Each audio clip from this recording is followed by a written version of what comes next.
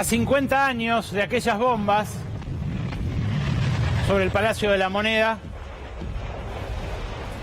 surge nítido aquel 11 de septiembre de 1973 como el Big Bang del proyecto político neoliberal. El puntapié inicial, el inicio. Los Chicago Boys, el Chile hipercapitalista que formatearon los profesores de los economistas que acompañan a Javier Milei. Sí, digámoslo así, sin pelos en la lengua, que es la realidad. Los vouchers, la salud y la educación privada, la fractura social de un país y el cuco del comunismo, todo junto. Todo lo que vuelve ahora, 50 años después, en forma de farsa, podrán decir algunos, pero claramente como continuación de aquello.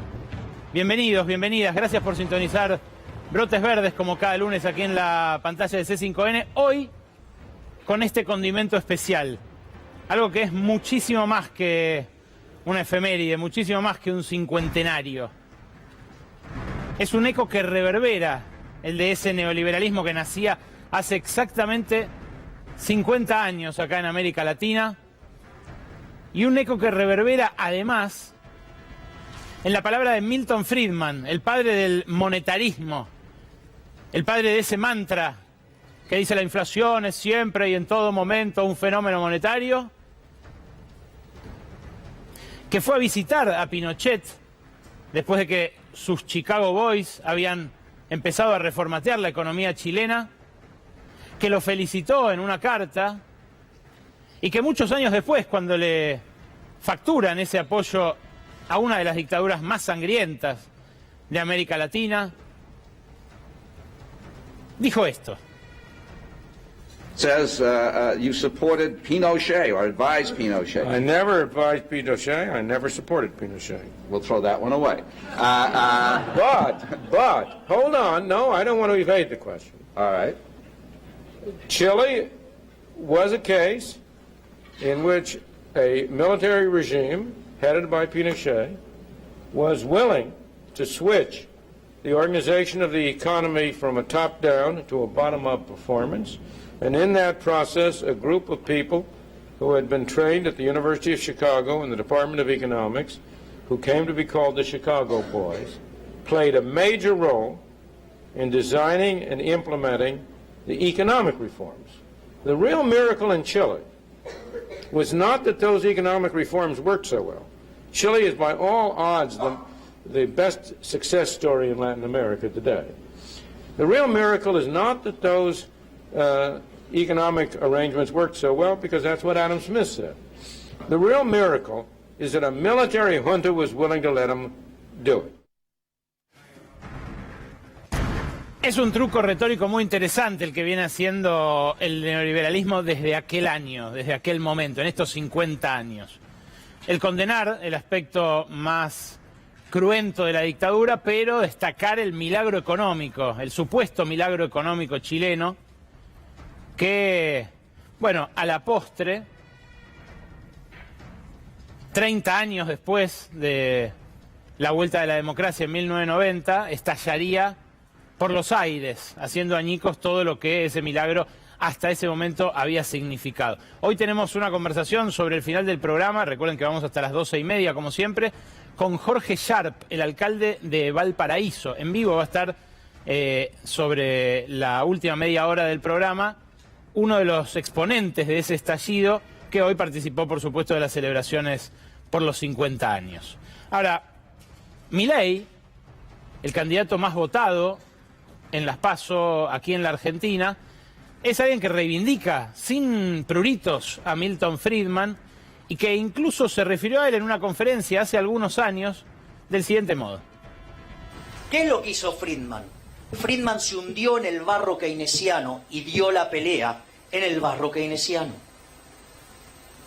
Esa es la diferencia. Ustedes lo que tienen que entender es que hay tres Milton Friedman. Hay un Friedman de la academia, hay un Friedman de la divulgación de libros, se la tiranía del status quo, Libre para elegir, Capitalismo y Libertad, la serie Libre para elegir, ¿sí?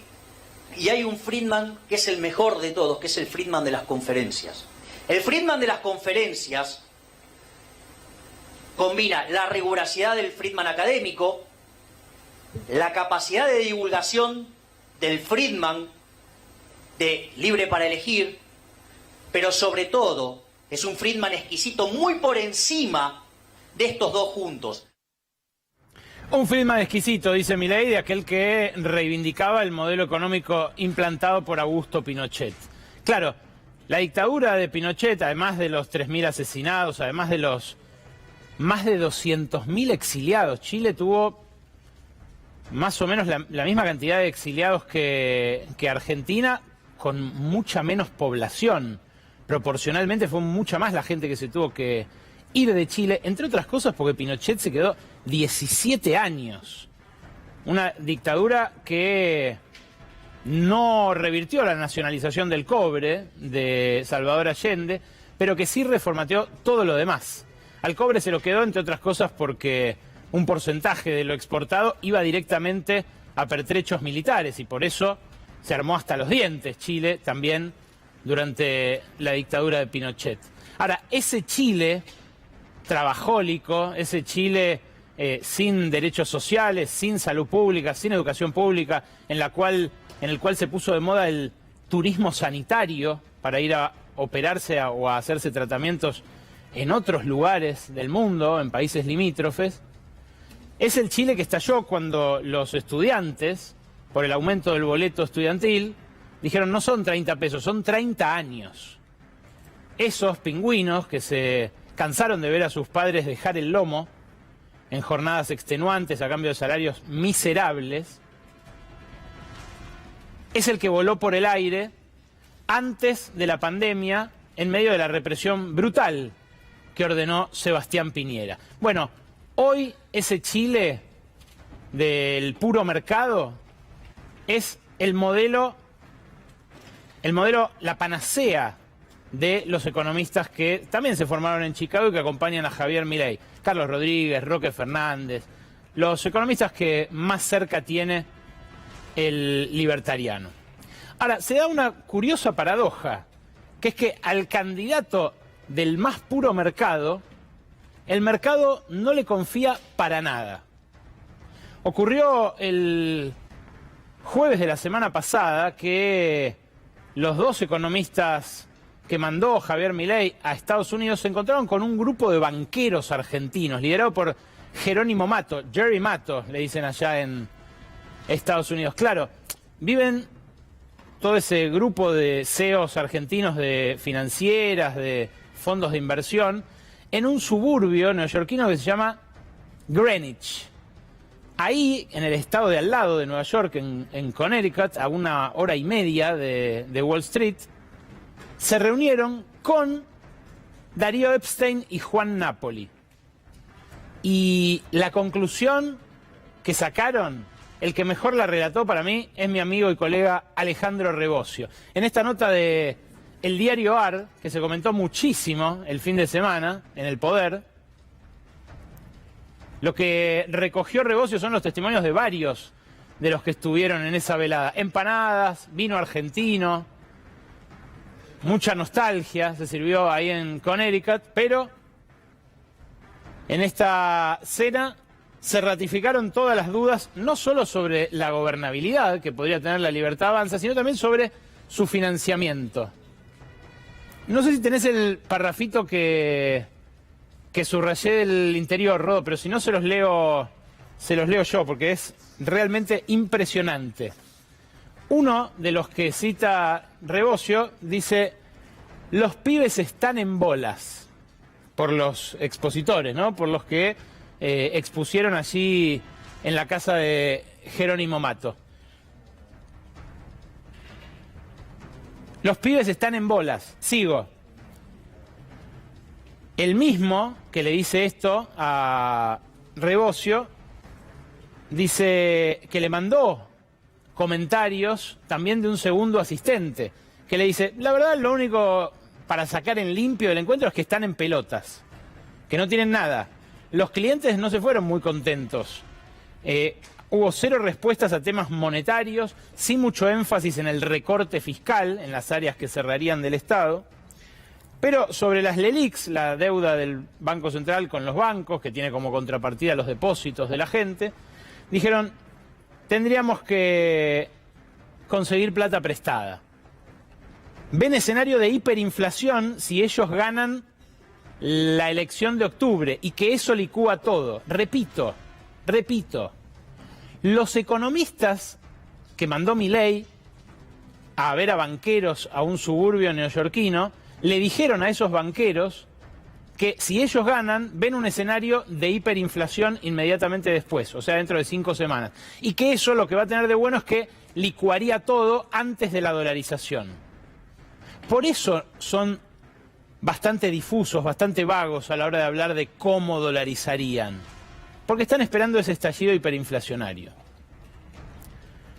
Claro, son tan inexpertos en un punto políticamente que van y lo dicen. Adelante de banqueros que ya se quemaron con leche prestándole a Macri la cantidad de guita que le prestaron. Algunos los rescató el Fondo Monetario, pudieron salir a tiempo, otros quedaron atrapados acá y sufrieron las consecuencias sobre sus propios bonos de fin de año, algunos hasta perdieron el laburo.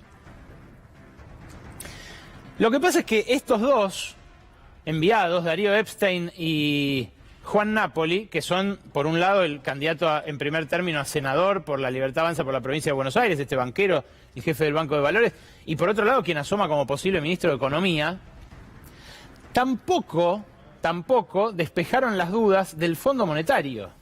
Porque el fin de semana se conoció también una entrevista que dio Rodrigo Valdés, un chileno que está a cargo del Departamento para América del Fondo Monetario. Ustedes vienen viendo acá en Brotes Verdes la entrevista que hicimos con su antecesor, con Alejandro Werner, el que le dio la plata a Macri. Ahora, mira lo que dice Valdés.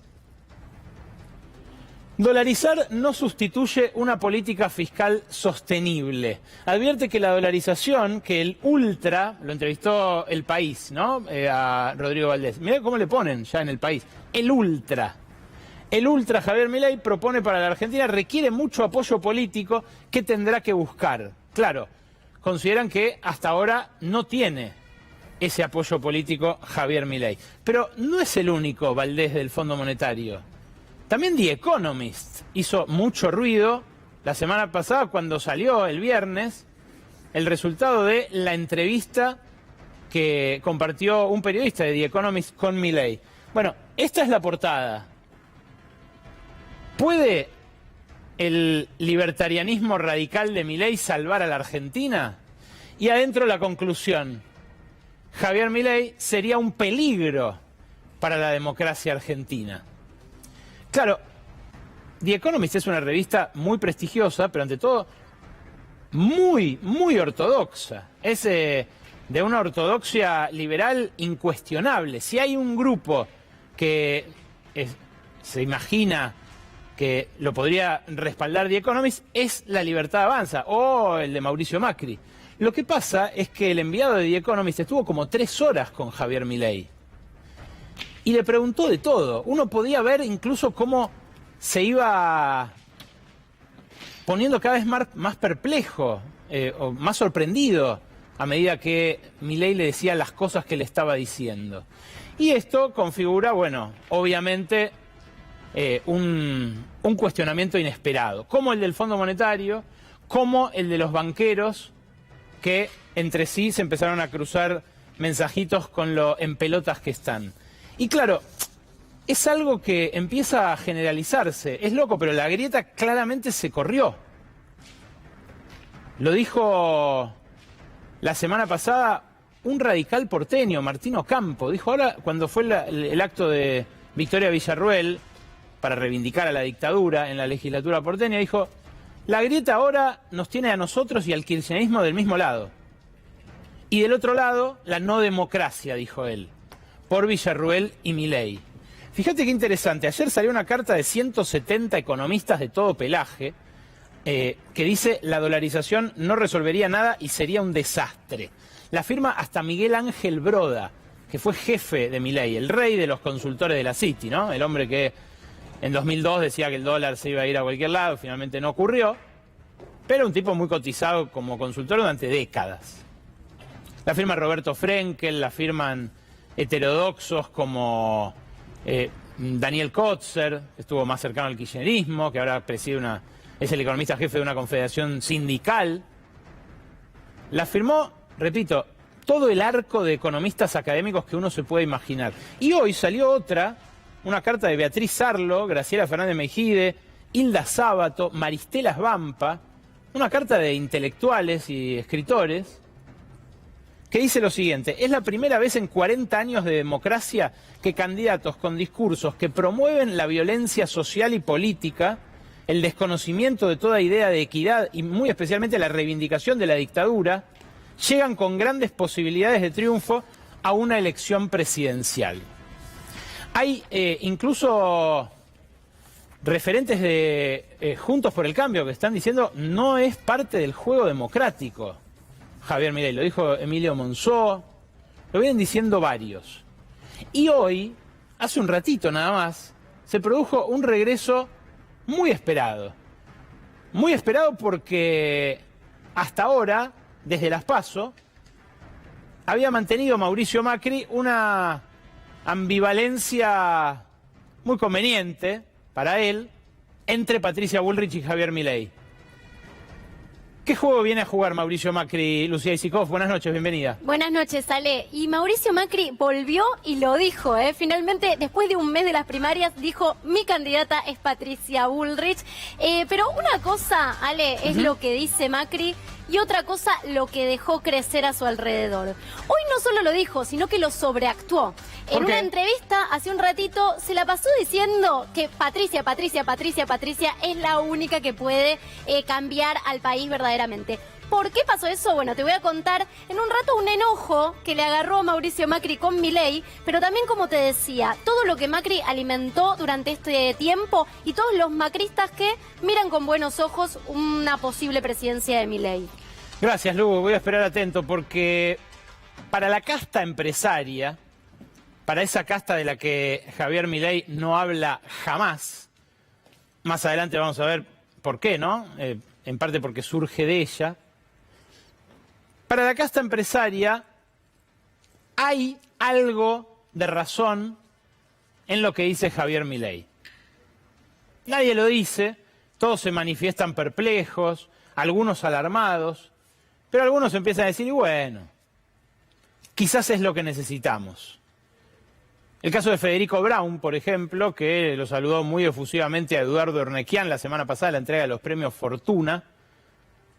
Algunos dicen que le agradeció, el voto es secreto, pero claramente empieza a moverse algo ahí en la crème de la crème del establishment.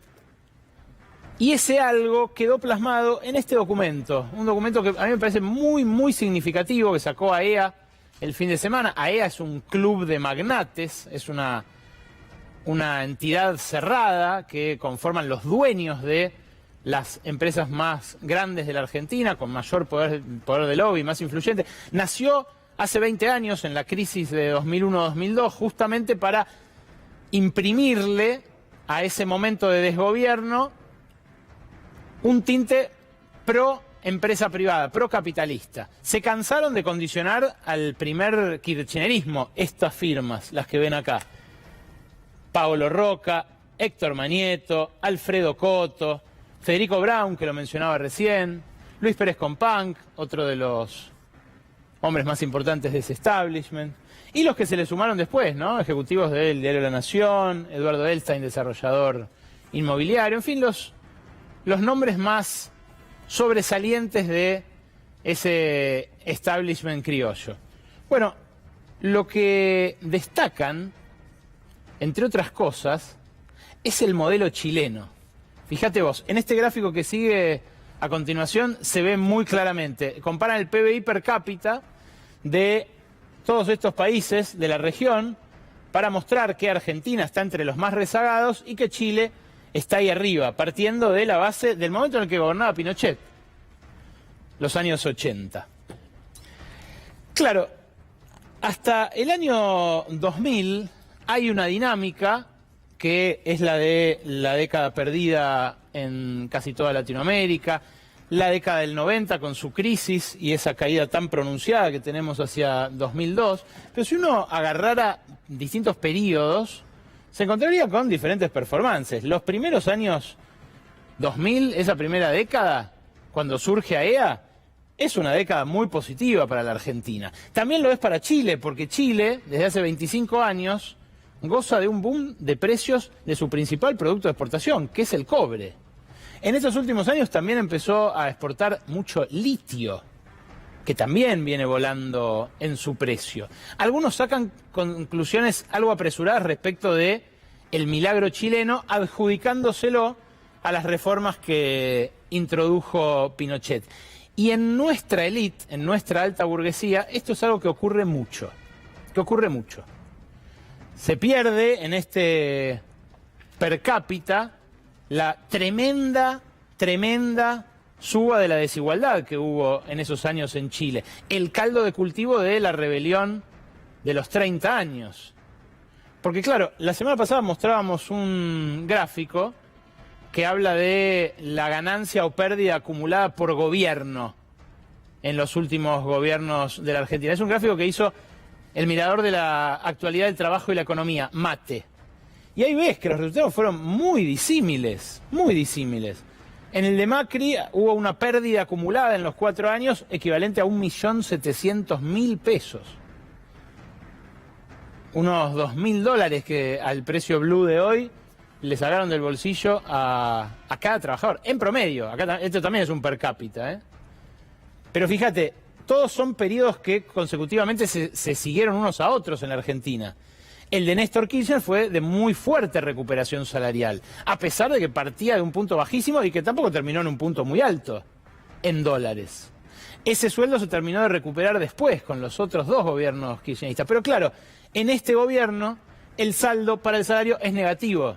Y por eso tiene que hacer las peripecias, los malabares que hace el ministro candidato para despegarse de esta gestión y proponer una salida a futuro.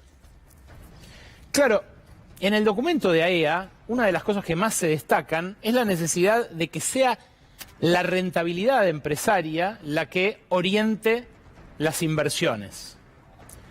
Dicen, es muy importante que invertir garpe, que dé dinero, para que la economía capitalista funcione. Es algo que nadie podría discutir eso. Lo que no mencionan son las tasas de rentabilidad que tienen estas grandes empresas en la Argentina. También lo mostrábamos la semana pasada, pero vale la pena detenerse porque son las mismas firmas que aparecen en el documento de AEA. Fíjate vos, Ternium, por ejemplo, la empresa de Pablo Roca de Techint, 41% de ganancias sobre ventas en 2021, 30% de ganancias sobre ventas en 2023. Un año malo, 2022, 16,6% de ganancias sobre ventas. Vos que tenés un comercio, de vuelta, ¿tenés una ganancia así? No.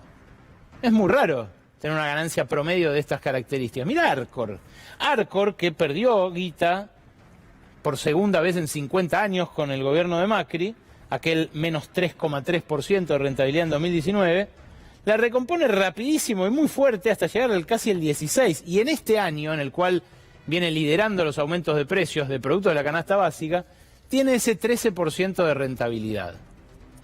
Eso no está siendo desatendido del pliego de condiciones de AEA. Y sin embargo, hay un sector que parece casi embroncado con la Argentina. Un sector que lidera el uruguayo, como le dicen a Marcos Galperín, por el país que eligió para radicarse fiscalmente, aunque sigue viniendo acá cada vez que puede, algunas veces con más despliegue o más publicidad que en otros casos.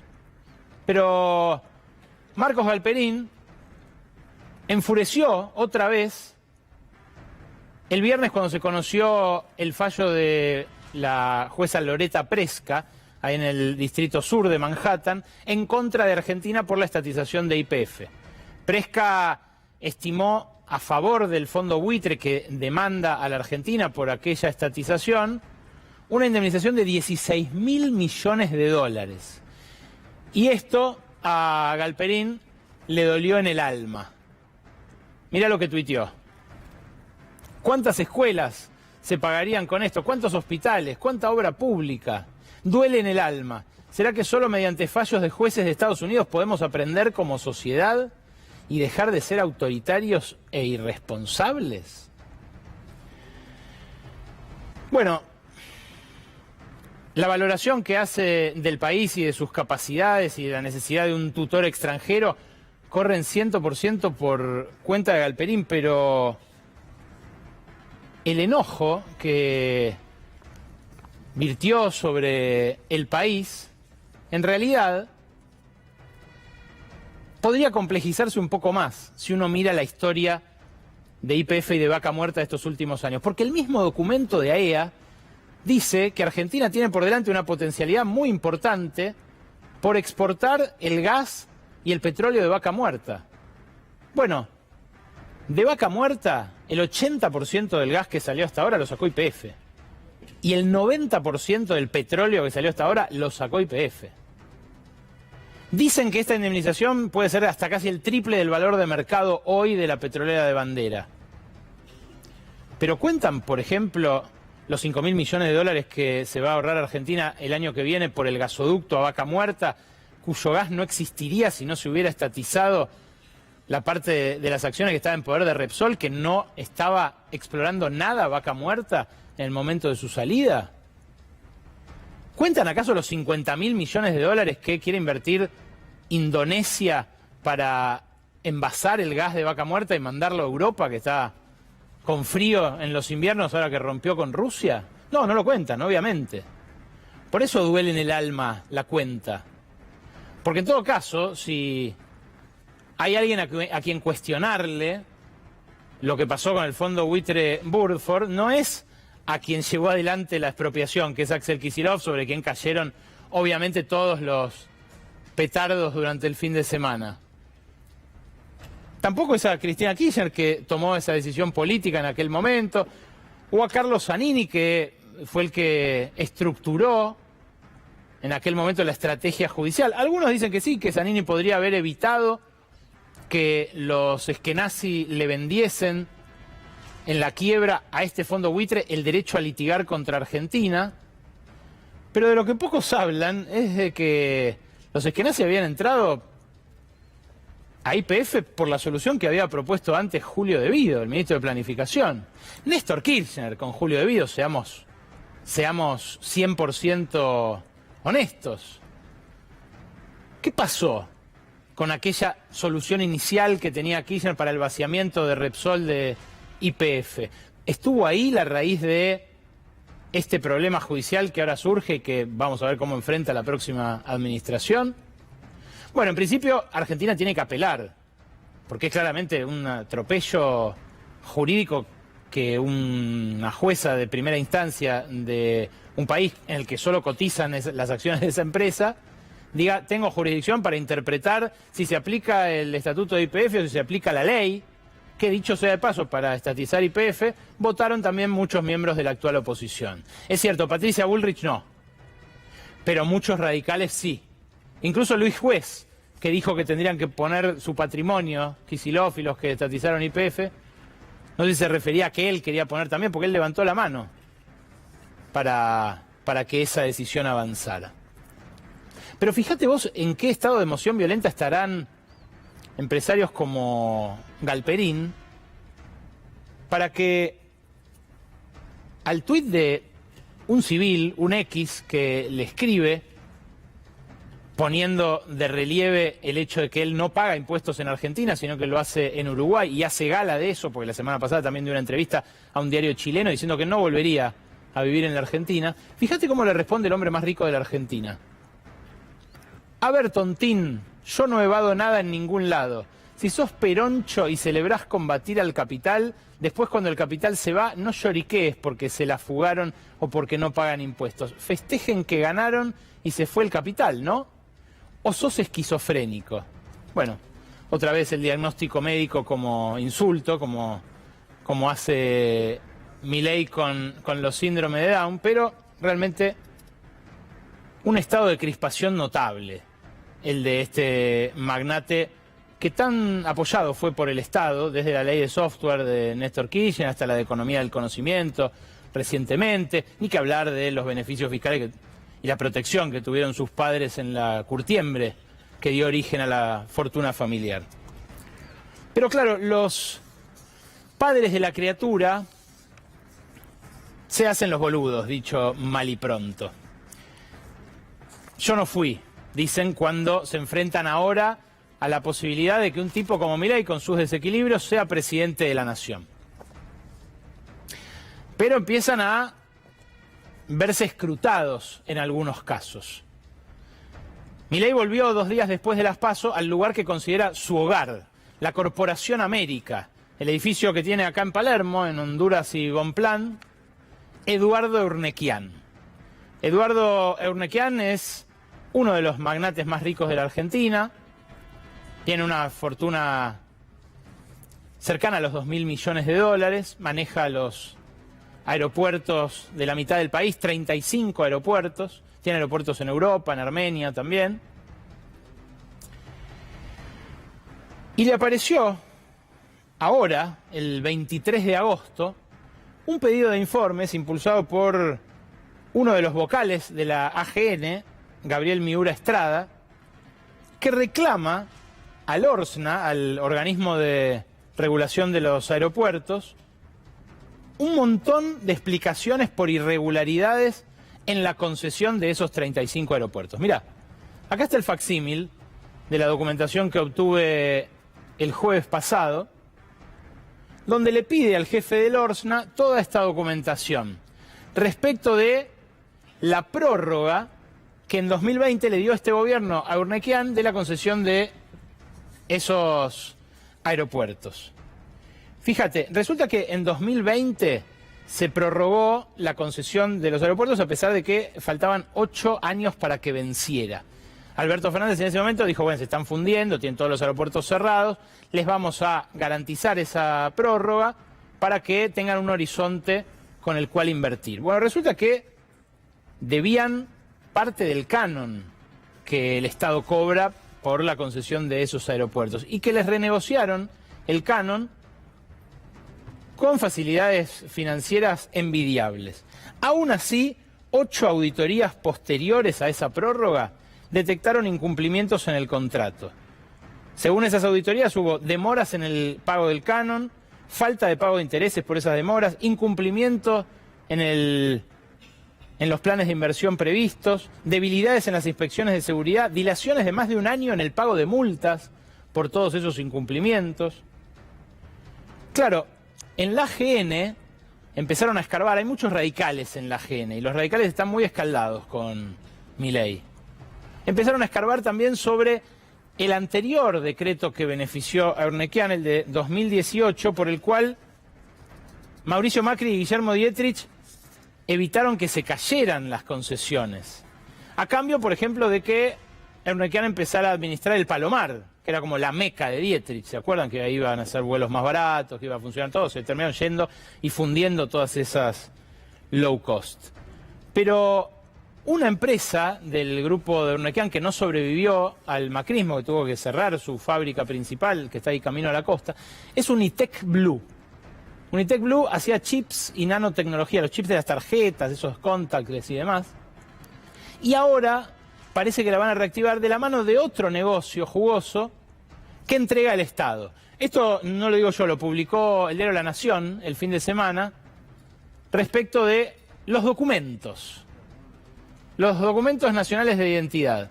Esto publicó La Nación. A 3 meses de terminar su mandato, el gobierno se dispone a adjudicar un millonario negocio para la realización de nuevos DNI y pasaportes. 45 palitos verdes.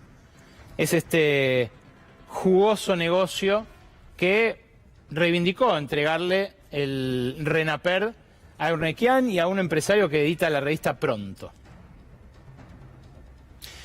Empiezan a florecer como hongos asesores de Milei nacidos y criados en ese edificio de la Corporación América, donde le pedían selfies cuando volvió triunfante el hijo pródigo. Acá tenés a dos.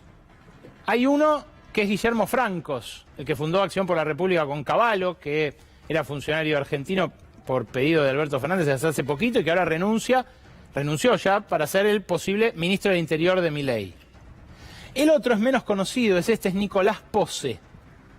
A Nicolás Posse lo obligaron a tomarse licencia sin goce de sueldo en Corporación América cuando descubrieron que le estaba juntando guita para la campaña a Javier Milei. Esto es una falta grave para alguien que maneja una parte importante de una concesión del Estado.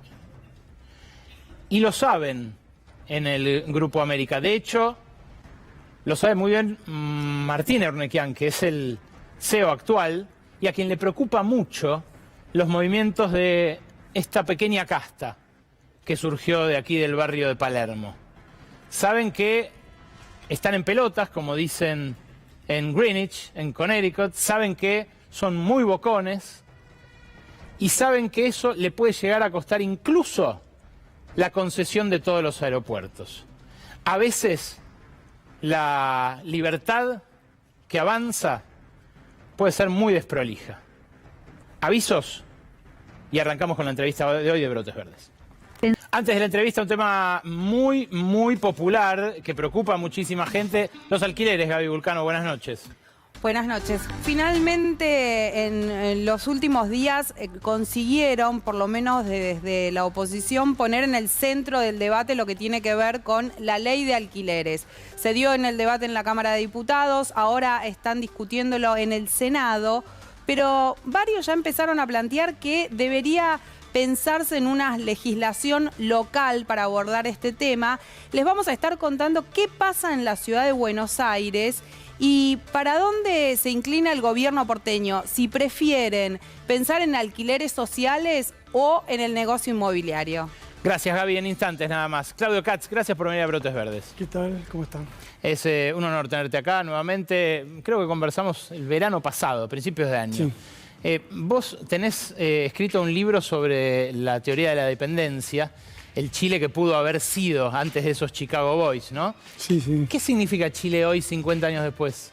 Y un verdadero impacto porque es el modelo que están pensando en el plano neoliberal volver a retomar los candidatos de la derecha. Entonces hay que aprender mucho de lo que fue ese modelo para Chile, esa explosión de desigualdad, de precarización, de explotación, porque Milei y Bullrich lo tienen en la cabeza para implementarlo a pleno en la Argentina en el próximo periodo. ¿Cómo ves a la economía actualmente nuestra en el abismo de eso? Mirá, hay una naturalización de que el pueblo tiene que sufrir, de que hay que hacer el ajuste, ¿no? Es inevitable, es inexorable, es así.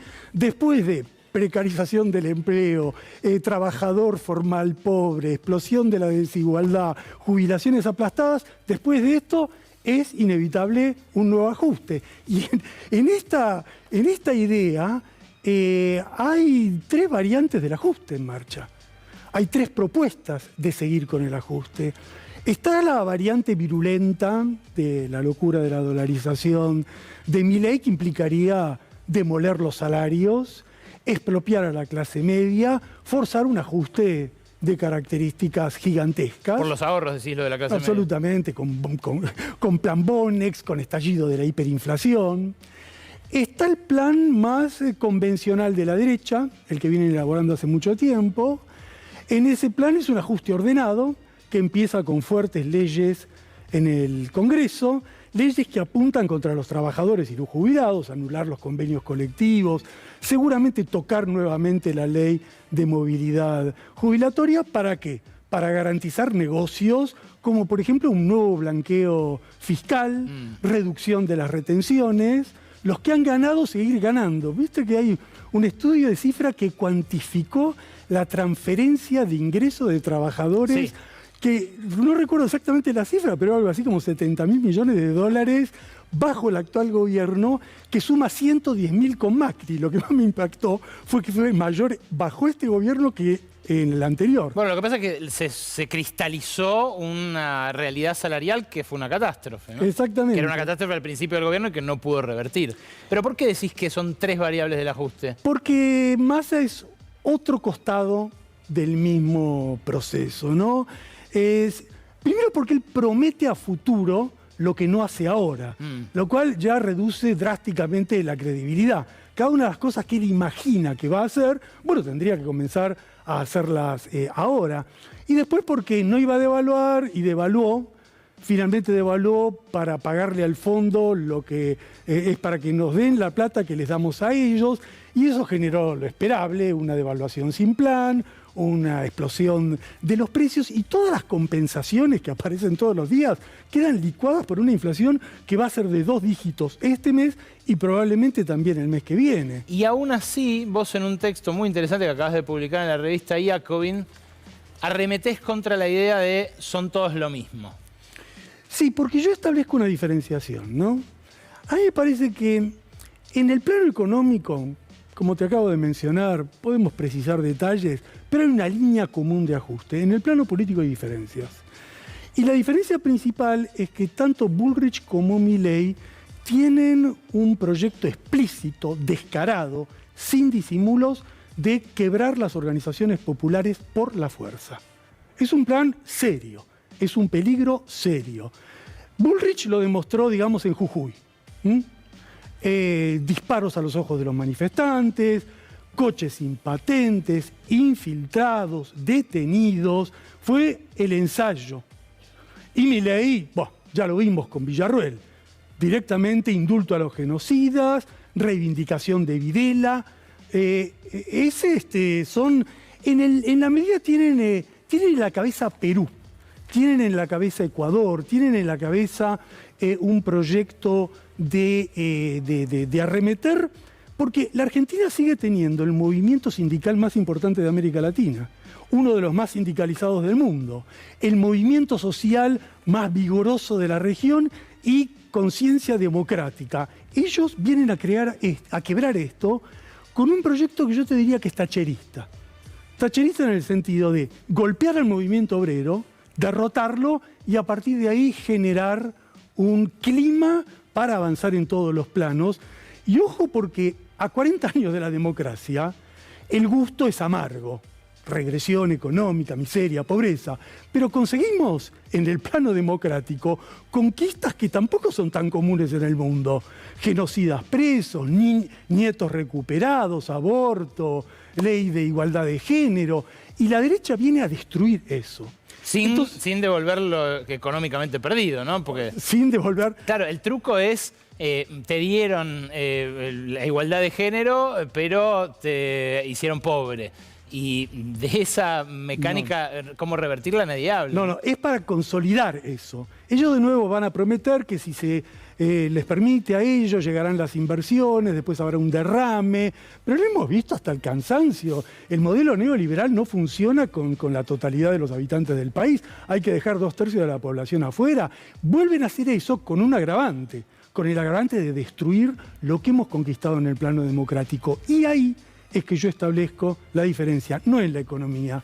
Y no porque Massa sea un exponente del progresismo, ni mucho menos. No solo por su trayectoria, su vieja relación con la embajada norteamericana, su silencio frente a lo que pasó en Jujuy, su coqueteo con la mano dura de Bernie, pero forma parte de una coalición política, de un frente político que de ninguna manera tiene a la represión como proyecto a futuro.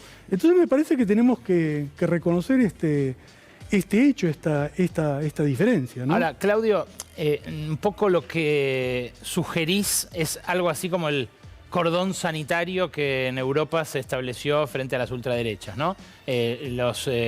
Los socialistas y los populares no queriendo formar gobierno con Vox, en Francia todos votando a Macron para que no gane Le Pen.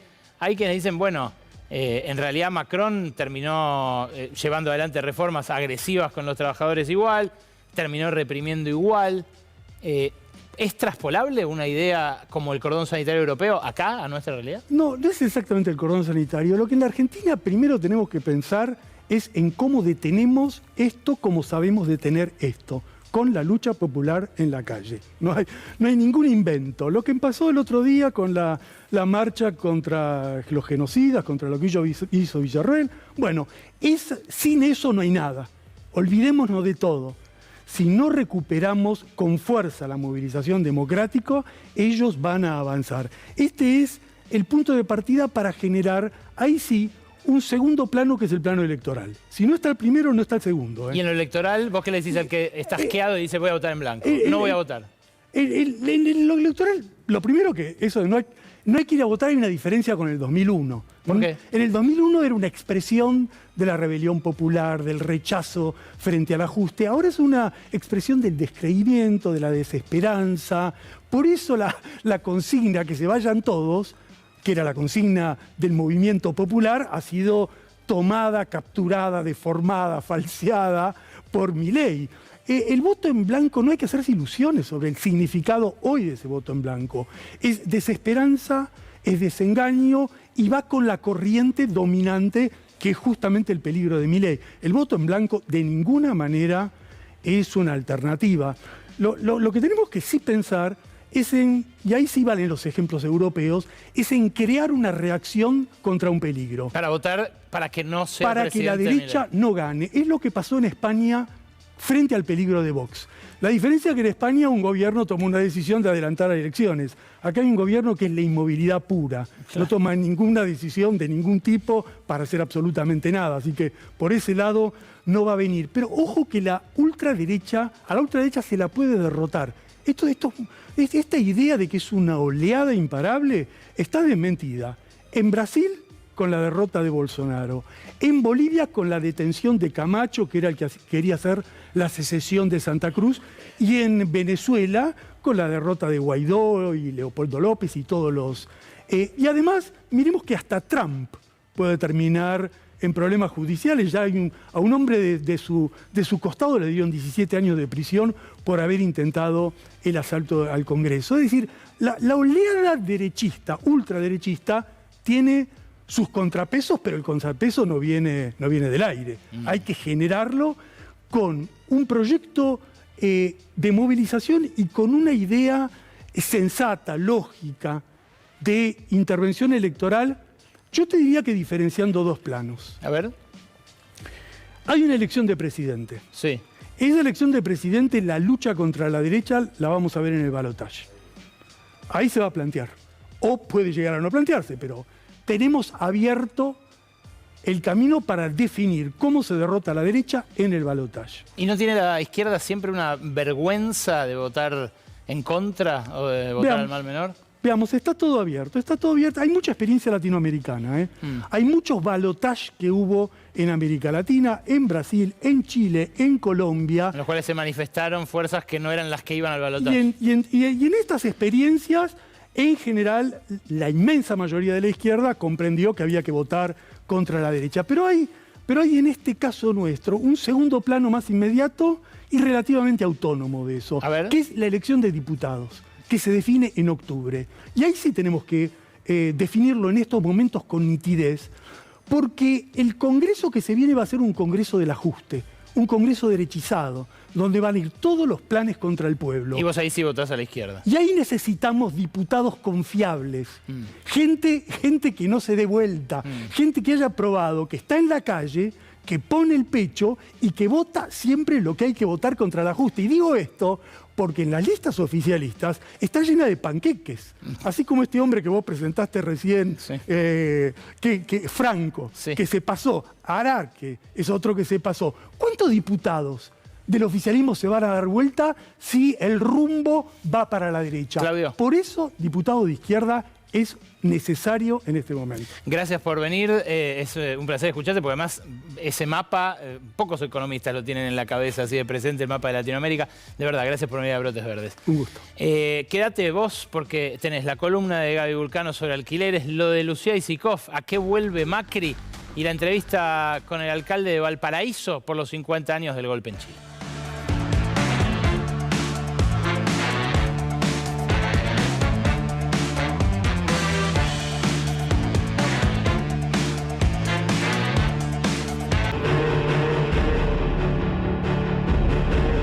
Y volvió una noche a Isikoff. Volvió Mauricio Macri después de un viaje a Europa. ¿Cuántas veces habremos dicho esto, no? Acá.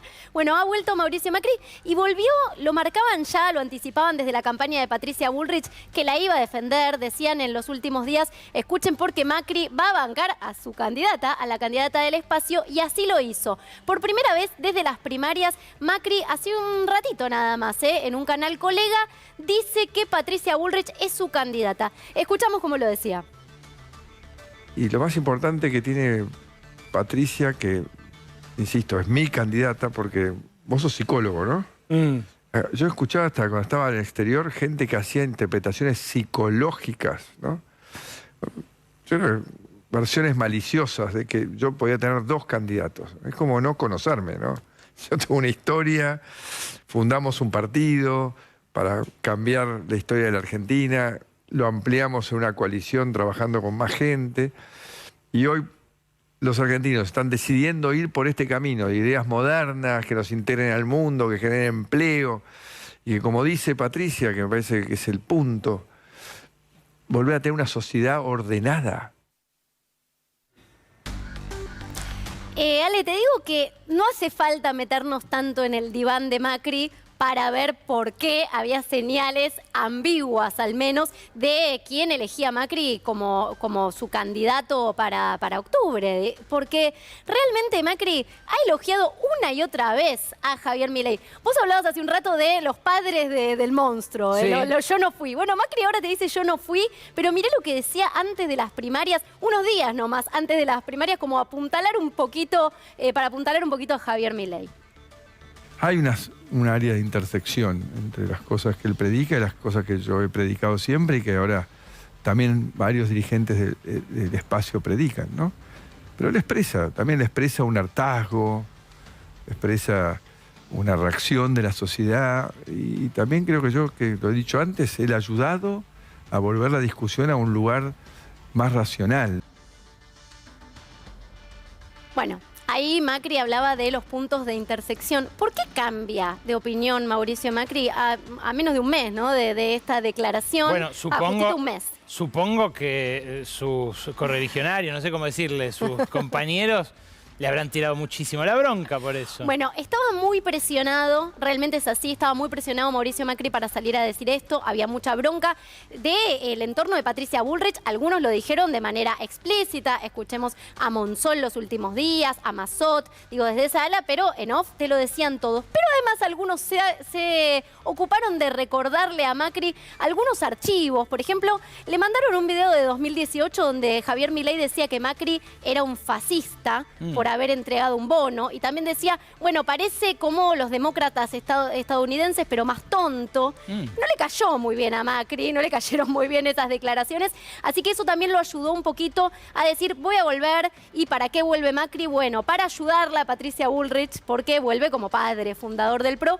para ayudarla a buscar esos votos perdidos, esos votos que les robó Javier Milei. Se tomó su tiempo, igual como decís vos, ¿no? Está bien que era el Mundial de Bridge, pero... Tuvo el Mundial de Bridge y se volvió a ir, ¿eh? Sí. Así que bueno, pero recapacitó en el viaje y así volvió Macri. Ahora, todo lo que generó Macri, más allá de lo que diga ahora, los movimientos que se generaron en el macrismo exceden al propio Macri. Y tenés macristas o tenés gente que era Macri friendly que está jugando para Javier Milei. Ahora vamos a ver algunas caras de macristas o ex macristas que miran con buenos ojos la posibilidad de una presidencia de Milei. Y tenés a los dos primeros, que son hombres del HSBC, que, bueno, la política online los pone por primera vez como financistas de la campaña de Milei. Ellos lo niegan. Ahora, Gerardo Gerrimato directamente fue anfitrión de la gente de Milei que viajó en los últimos días para buscar contactos, para buscar dinero en Estados Unidos o para allanarle el camino a Milei cuando él mismo viaje para allá. Y Martino, bueno, no hay ni que decir que Martino es un hombre hiper cercano a Macri, que durante toda su presidencia no solo lo bancó, sino que básicamente tenía la puerta abierta de Olivos para cuando él se le ocurriera. Sí, Martino es un personaje particular, dejó el HSBC hace tiempo, acordate en su momento estuvo investigado por las cuentas que el HSBC no había declarado, que incluyeron un escándalo en Suiza y demás, pero él, por ejemplo, es muy crítico de Marcos Galperín, que se mudó a Uruguay.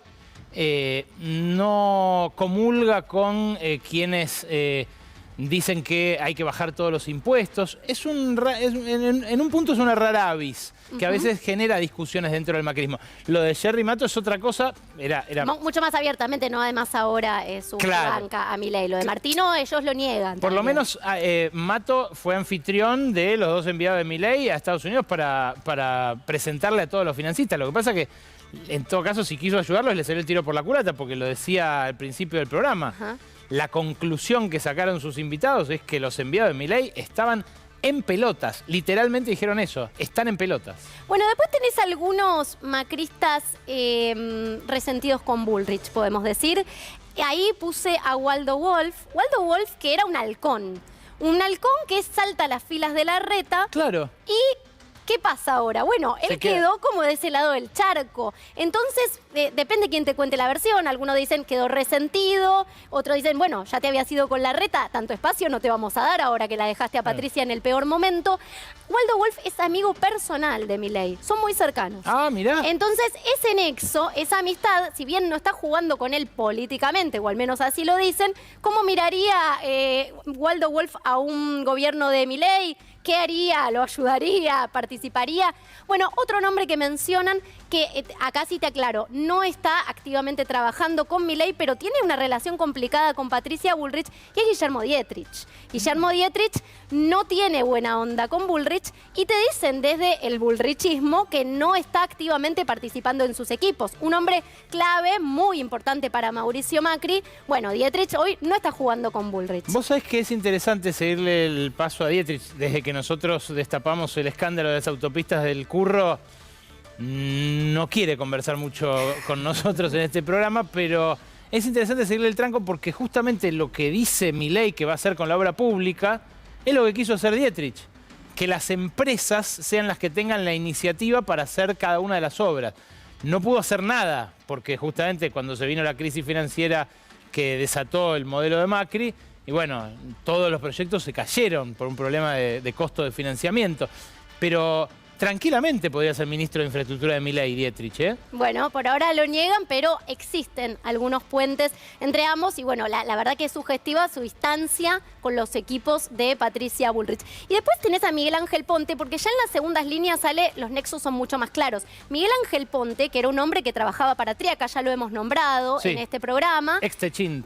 Exactamente. Bueno, Miguel Ángel Ponte sería el secretario de Trabajo de un gobierno de Milei, así ya lo están presentando, o sea, está totalmente integrado, y cuando decimos secretario es la máxima autoridad del área, porque el ministerio va a pasar a ser una secretaría en el gobierno de Milei, si Milei llega a la presidencia, con lo cual este hombre que pasó por las filas de Triaca, después se quedó con Sica, después dejó el gobierno de Macri, tendría un rol que ya se sabe públicamente va a funcionar en un gobierno de Milei. Y por último, Santiago Caputo. Este es un amigo. Perdón, no quiero dejar de decir su frase célebre. La de Miguel Ángel Ponte, porque le dijo a Mariano Martín una vez que contratar y despedir trabajadores debería ser tan natural como comer y descomer. Yo, la verdad que me sentí muy mal en ese momento porque no conocía esa palabra. Y los periodistas tenemos que conocer palabras. Descomer es cagar. Y él lo que dijo es eso, que debería ser lo más normal del mundo, natural. la acción de lo uno y la acción del otro. Bueno, ya sabemos para qué viene y por último te mencionaba a Santiago Caputo, que bueno, es el Caputo de Milei, o así lo están presentando, es sobrino de Nicky Caputo, son muchos los Caputo, pero es un amigo personal también de Javier Milei, por eso acá están, bueno, las relaciones personales y laborales todavía no sabemos cómo fluirán en ese gobierno, lo conoce a través de Ramiro Marra hace varios años y hoy en día tienen una relación muy cercana con Milei, son amigos, de los pocos amigos verdaderos que tiene en el entorno Javier Milei. Vamos a ver qué rol puede llegar a cumplir, por ahora dicen que ninguno, pero está ahí, ¿no? Rondando la figura de Javier Milei. Y para cerrar, Ale, bueno, para concluir, digamos, ¿qué aporte le puede dar Macri a un gobierno de Milei? Tiene que ver no solamente con las personas que podrían llegar a integrar su gobierno, sino lo que va a pasar en el Congreso. Porque decimos llamativamente que son muchos los diputados para hacer una fuerza nueva y también los senadores que podrían entrar de Milei, precisamente si hace una elección similar a las primarias con el resultado que sacó, o un poquito más, incluso si llega a los 40, que lo podría dejar ahí al filo de ganar en primera vuelta, metería unos 40 diputados, que decís, es un montón, sí, pero de 257. Y ahí hay que ver con quién hace alianzas Javier Milei, cómo se prepara ese Congreso, lo mismo los senadores, metería unos 8 senadores. Bueno, va a necesitar hacer alianzas con algún sector de lo que él considera casta, y ahí están algunos dirigentes del macrismo que son los que al menos ideológicamente tienen una mayor cercanía, y para eso también está la figura ahí de Mauricio Macri viendo cómo se van a ordenar. Completísimo, interesantísimo informe, Lu. Muchísimas gracias. Vamos ahora al segmento de humor que hoy no va a animar nuestro habitual compañero Hugo Neptuno. La magia de Nahuel Prado y Garavito hoy tiene forma de perdón. No tenemos que tener ni miedo ni vergüenza de pedir perdón. Hay cosas en las que el gobierno está en deuda y tiene que pedir perdón. Tengamos la humildad y la grandeza de pedirles perdón. Uy, perdón. ¿Qué te trae por aquí, hijo mío? Perdóname, padre, pues he pecado. ¿Y cuáles son tus pecados, hijo? Y quiero pedir perdón por todo lo que falta hacer. Y por las apuestas que no pagaste. No seamos tan, padre. Sí, Ya. también. Ya veo. ¿Y por la inflación de 2 dígitos? Me mataste. Sí, también, perdón. ¿Y por el ayudín en el armado de las listas de Milei? ¿Qué se grabó? Sí, también, Y perdón. por decir que ibas a meter presos a todos los de la cámpora. Sí, el cardenal Pólizo. Sí, también, perdón. Y por la cara que está el agua bendita. Pero eso se arregla fácil, padre. Le digo a Malena, que está en AISA. Mientras tanto, tome. ¿Qué haces? ¡Uy, padre! ¡Perdón!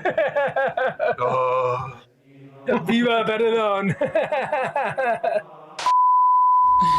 Vamos ahora al segmento de Gabriela Vulcano, que hoy se detiene en algo importante para 10 millones de personas, los alquileres. Así es, Ale. En el Congreso se está discutiendo la ley de alquileres, hay distintas miradas respecto a cómo abordar este tema y decidí detenerme en la ciudad de Buenos Aires, donde hay distintas propuestas, ya sea desde legisladores porteños, también de algunos candidatos, puntualmente Leandro Santoro ha hablado bastante sobre alquileres. El propio Sergio Massa dijo que es necesario pensar en una legislación local. Sí, esto es muy interesante, lo dijo el otro día en la entrevista con Desiguales en la televisión pública, y la verdad salió por arriba de una discusión en la cual parecen entrampados oficialismo y oposición, ¿no? En el mundo, efectivamente, la regulación es local, eso de provincias o de municipios. Y lo que hacen muchas de esas ciudades importantes de Europa, o algunas de Latinoamérica también, es tratar de generar oferta desde el Estado para abaratar los alquileres. Así es, uno de los casos más conocidos a nivel mundial es el de Berlín, donde desde el Estado directamente se compraron viviendas para ponerlas en alquiler, en que sean alquileres accesibles para aquellas personas que tienen dificultades para pagar los alquileres, porque no es una problemática que se circunscribe a la Argentina, sino a todo el mundo. También hay experiencias similares en España y demás. Bueno, ¿qué pasa acá en la ciudad de Buenos Aires?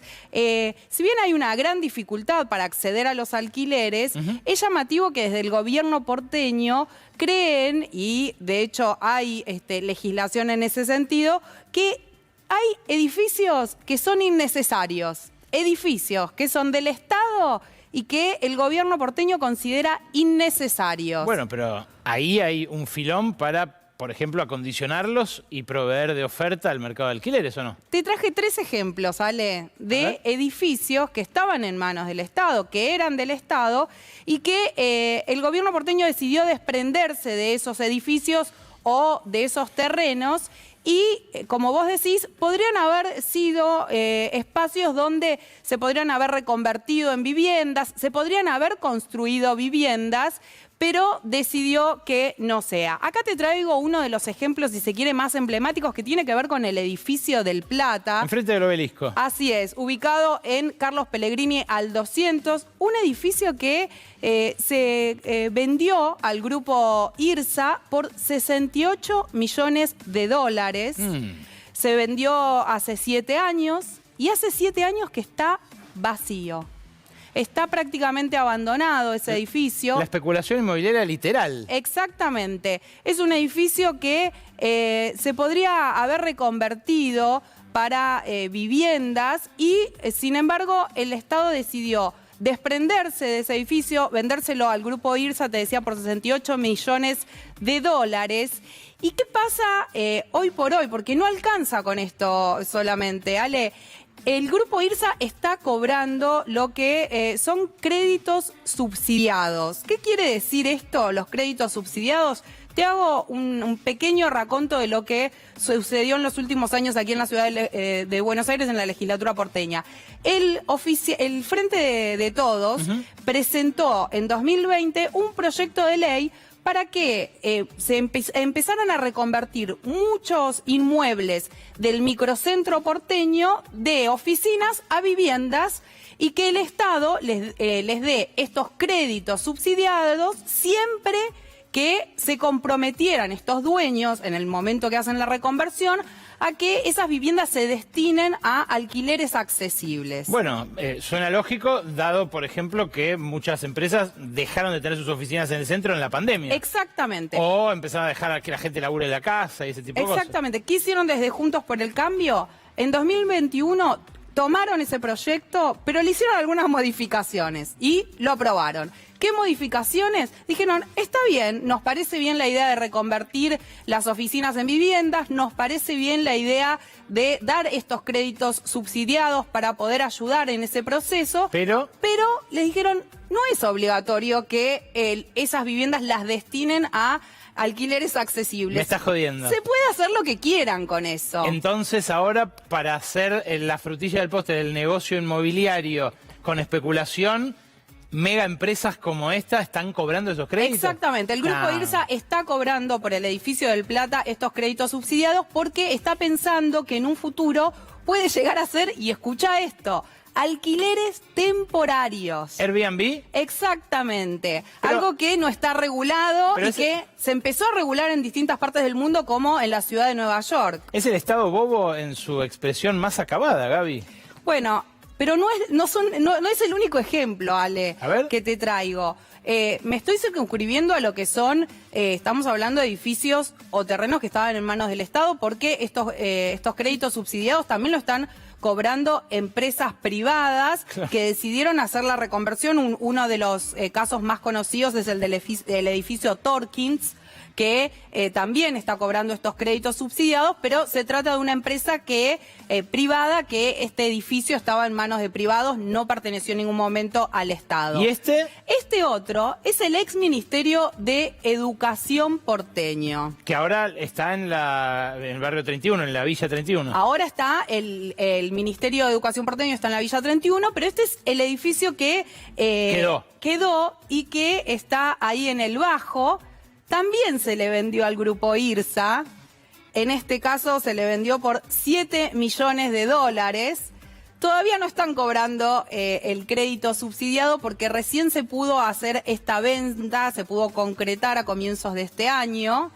Por ahora no se está haciendo ninguna obra, tienen que esperar para hacer esta obra, pero también, como te decía, está en manos de IRSA. ¿no? Wow. Y ¿Tenés alguno más? Sí, tengo uno último que es el ex Tiro Federal. Ah, sí, que están haciendo un barrio al lado de River que va a ser lujosísimo. Exactamente. Están ubicados en el barrio de Núñez, enfrente del estadio de River, que se pensó como el Parque de la Innovación. Sí, en el medio hay un parquecito, pero todo alrededor torres de lujo de $10.000 el metro cuadrado. Exactamente. ¿No? El Parque de la Innovación tenía como, originalmente como idea que se destinara a distintos desarrollos educativos, de salud y demás, más allá de que estuvieran en manos privadas, porque el Estado lo que decidió fue lotear el ex Tiro Federal y vender esos distintos lotes a distintas empresas. Hay también desarrollos inmobiliarios y uno de los desarrollos inmobiliarios está en manos del grupo Portland, que también compró ahí algunos lotes justamente para destinarlo también a lo que son los alquileres temporarios. Para ahí turistas, exactamente, vuelve a aparecer que ni siquiera se puso la condición de, bueno, si vas a comprar y vas a desarrollar ahí o vas a construir viviendas, vas a hacer lo que sea. No cobres en dólares. No cobres en dólares. Claro. Bueno, lo que está pensado es que los desarrollos inmobiliarios que va a haber ahí van a ser para alquileres temporarios o van a ser también para viviendas de lujo. Una oportunidad perdida, Gaby. Una oportunidad perdida. Bueno, por ahora está así esta situación, no se ha modificado. La discusión que se abre en esta campaña y seguramente para adelante es, bueno, ¿se va a poder empezar a regular tanto lo que tiene que ver con alquileres temporarios, que ya en el Congreso hay alguna idea de empezar a discutir esto? ¿Qué va a pasar en la Ciudad de Buenos Aires? Te traje estos 3 ejemplos solo para que veas apenas qué es lo que está pasando aquí en la ciudad en la que vivimos. Me dejaste embroncado, Gaby, pero gracias. Conectamos ahora para cerrar el programa con el alcalde de Valparaíso, en un día de inmensa relevancia para toda Latinoamérica. A 50 años del golpe en Chile, hablamos con Jorge Sharp, que además es uno de los emergentes del descontento popular que hizo volar por los aires el consenso post-dictadura, ese consenso de la democracia blindada post-pinochetista. Jorge, ¿qué tal? Gracias por atendernos. Bienvenido. Muy buenas noches desde aquí, desde Buenos Aires. Hola Alejandro, un placer conocerte y conversar contigo. Un saludo muy afectuoso desde Valparaíso, Chile, para ti y todos los argentinos. Justamente, la tuya es la ciudad que primero tomaron los golpistas, ¿no? En aquel momento. El 10 de septiembre. ¿Cómo se vivió en Valparaíso específicamente este cincuentenario? Bueno, tú bien señalas, Alejandro, que el golpe parte en Valparaíso el 10 de septiembre, con un ejercicio que realiza la Armada de Chile, y luego, bueno, se desencadena lo que tiene lugar en todo el país el día 11. Bueno, 50 años no pasan en vano. El país sigue con una profunda herida. Es como que el tiempo se suspendió el 11 de septiembre de 1973 y comenzó y pareciera ser que comenzó un Chile completamente nuevo, un Chile que no tiene que ver o muy poco que ver con el que se había estado construyendo los últimos 50 o 60 años de democracia. Lo que ha pasado en el país durante estos días tiene que ver con eso. Todavía no hay completa justicia y reparación para los familiares de las víctimas. Una derecha que ha vuelto a relativizar el golpe cívico-militar, las violaciones a los derechos humanos, es decir, una derecha que ha retrocedido en términos civilizatorios de lo que quizás hace 20 años atrás había avanzado al reconocer de que el golpe era algo no deseable.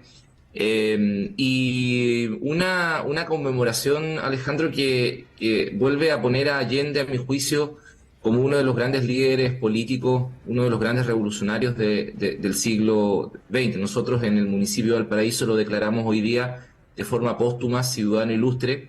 Él desarrolló parte importante de su vida personal y política en nuestra ciudad. Y esto, bueno, se replicó en todos los rincones del país, no solamente en el acto oficial que realizó hoy día el gobierno, sino que también en una intensísima cartelera de actividades culturales, debates en las universidades, en los sindicatos, en las juntas de vecinos de todo el país sobre lo que significa la figura de Allende para los chilenos y las chilenas. ¿No te das una idea de lo importante que es para mí en términos de historia personal, familiar, política, estar hablando con vos un día como hoy? Lo importante que habría sido para mí estar en Chile hoy que lo intentamos. Pero ¿cómo se explica que vos seas el intendente de Valpo, una de las ciudades más importantes de Chile, que Boric sea presidente, que Camila Vallejo sea ministra, parte del gabinete, y que a la vez haya el doble de pinochetistas que hace 10 años? Hoy leía un sondeo que decía eso, casi un tercio de la sociedad chilena reivindica el golpe, y eso es el doble de lo que había hace 10 años, que a nosotros siempre nos sorprendió, ¿no? Que existiera el pinochetismo como fuerza política. Acá no hay videlismo, o bueno, no hubo durante muchos años. Pero ¿cómo se explica eso para vos? Bueno, pienso que no solo se explica nacionalmente, sino que creo que se tiene que mirar en el contexto continental. El fenómeno del ascenso de la ultraderecha en los últimos años en Chile no es muy distinto a lo que pasa allá en Argentina. Los estaba escuchando respecto a Milei ahora antes de ingresar a la conexión. Bolsonaro en Brasil, Trump en Estados Unidos y, en fin, y seguramente otro grupo de líderes ultraderechistas en Europa. O sea, estamos ante una oleada de liderazgos ultraliberales que lo que han hecho de forma muy audaz, y esto lo dice un argentino en un libro muy interesante que yo recomiendo, que es de Pablo Stefanoni, que escribió hace poco. Buenísimo. Un libro que señala de que pareciera ser que la rebeldía se convirtió en derecha, ¿no? O sea, creo que hay creo un profundo malestar, una profunda desafección de amplios sectores de chilenos, en este caso, que ven que el modelo, que el sistema no resuelve condiciones de vida, no garantiza derechos, es decir, en Chile sigue un chico, una chica determinada su trayectoria vital por el lugar donde nace. Entonces, bueno, ese malestar hoy día está siendo captado y logrado una cierta conexión con estos liderazgos que han irrumpido, que antes eran laterales al sistema político, a la lucha política, y hoy día están en el centro de la lucha, política, en este caso en Chile. Y frente a eso, Jorge, en el último minuto que me queda, lamentablemente, pero frente a eso, ¿vos cómo crees que debería ser la respuesta? ¿Más radical todavía de la izquierda o moderándose para intentar dialogar con esos sectores? La respuesta tiene que ver mucho con la hipótesis Allende. La hipótesis Allende en el siglo XX era protagonismo popular, protagonismo de la ciudadanía. Que la gente no sea espectadora, que sea protagonista de su destino, de las decisiones de su país, de su región, de su provincia, de su ciudad, de su barrio. Esa es nuestra hipótesis en Valparaíso también. Sin protagonismo popular avanzan las ultraderechas, avanzan los Milei, que convierten la política en un espectáculo, ¿no? En la opción de Instagram o TikTok de 3 o 4 segundos, ¿no? Los 140 caracteres de Twitter, en fin. Creo que esa es la respuesta. Fue la respuesta del proceso que llevó a Allende a gobernar Chile el año 1970, y esa debiese ser nuestra respuesta. Una especie de vuelta a la gente, vuelta al pueblo, vuelta a conversar con la gente con fórmulas nuevas, no con viejas fórmulas, no con más de lo mismo, con cosas nuevas, con frescura, quizás recuperando una idea de revolución como un hecho democrático, como un hecho pluralista, no como un hecho violento ni insurreccional, sino que como la posibilidad de mirar las cosas desde un lugar completamente distinto, que es desde la gente. Creo que no podemos permitir que estos líderes, que al final están por la lógica de destruir incluso el Estado, a mi juicio, capten el descontento, por ejemplo, del mundo juvenil, como está pasando en Argentina o como está pasando en Chile. Hay una disputa abierta, interesante, y creo que la hipótesis Allende sigue estando vigente en el siglo XXI. Protagonismo popular, construir a 5 centímetros de la realidad. Cuando la izquierda pierde eso, cuando los proyectos populares pierden eso, se convierten en la élite que la gente, o en la casta, como está diciendo esta persona allá, este líder allá, que la gente no quiere, no quiere más casta, quiere algo completamente distinto. Así que por ahí puede ser que hay algunas claves para entender lo que está pasando acá en Chile, conectado con esta conmemoración de 50 años del golpe de Estado cívico-militar. Qué interesante reflexión, Jorge. Te lo agradezco muchísimo y te mando un abrazo a vos y a todos los vecinos de esa ciudad maravillosa a la que espero volver algún día. Serás cordialmente bienvenido y muchas gracias a todos los argentinos y argentinas que durante los últimos días han estado con el pueblo chileno, han recordado a Allende. Se los agradecemos mucho porque, bueno, Allende es un líder de los pueblos de Latinoamérica, no solamente es un líder chileno, ¿no? Así que muchas gracias, que tengan buenas noches. Un abrazo, Jorge. Y hasta acá llegamos nosotros, con este envío semanal que esperamos hayan disfrutado o sirva para pensar al menos. El lunes que viene las esperamos como siempre a las 11 para esto, Brotes Verdes. Chao.